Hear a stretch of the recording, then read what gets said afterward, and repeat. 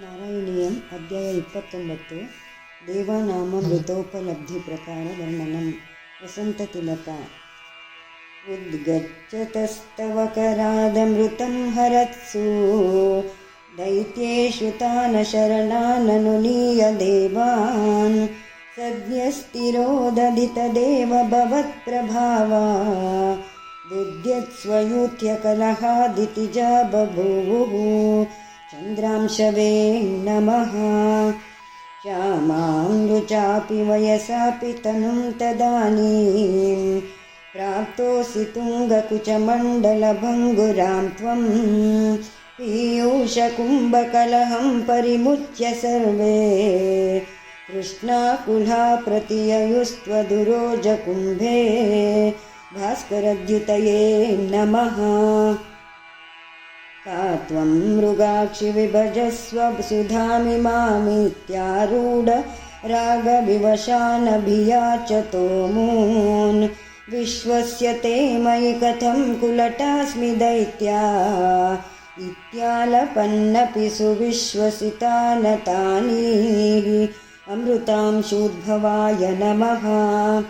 मोदात्सुधाकलशमेषु ददत्सु सा त्वं दुश्चेष्टितं मम सहध्वमिति ब्रुवाणा पङ्क्तिप्रभेदविनिवेशितदेवदैत्या लीलाविलासगतिभिः समदासुधां तां भानवे नमः.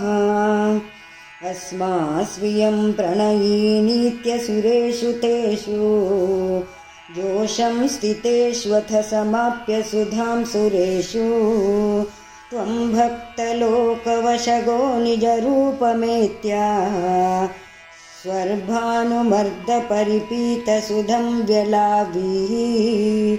शशबिन्दवे नमः. त्वत्तत्सुधाहरणयोग्यफलं परेषु दत्त्वा गते त्वयि सुरैः खलु ते व्यगृह्णन् घोरेऽथमूर्च्छतिरणे बलिदैत्यमाया व्यामोहिते सुरगणे त्वमिहाविरासीः. सुरेश्वराय नमः.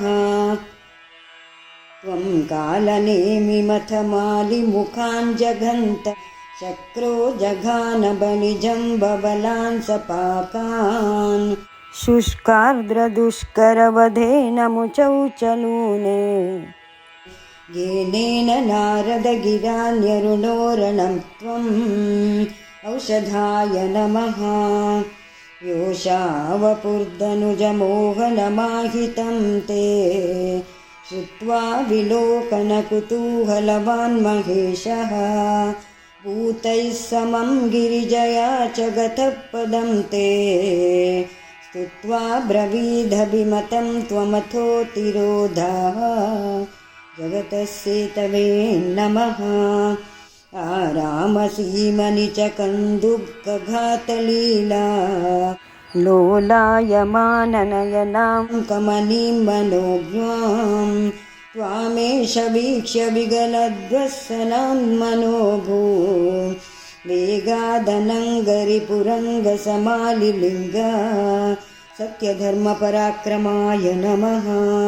भूयोऽपि विद्रुतवतीमुपधाव्य देवो वीर्यप्रमोक्षविकसत्परमार्थबोधः.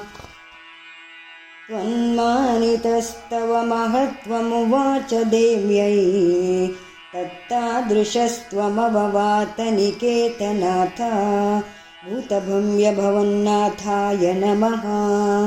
इति 39 समाप्तं. नारायण नारायण नारायण नारायण नारायण नारायण नारायण नारायण नारायण नारायण.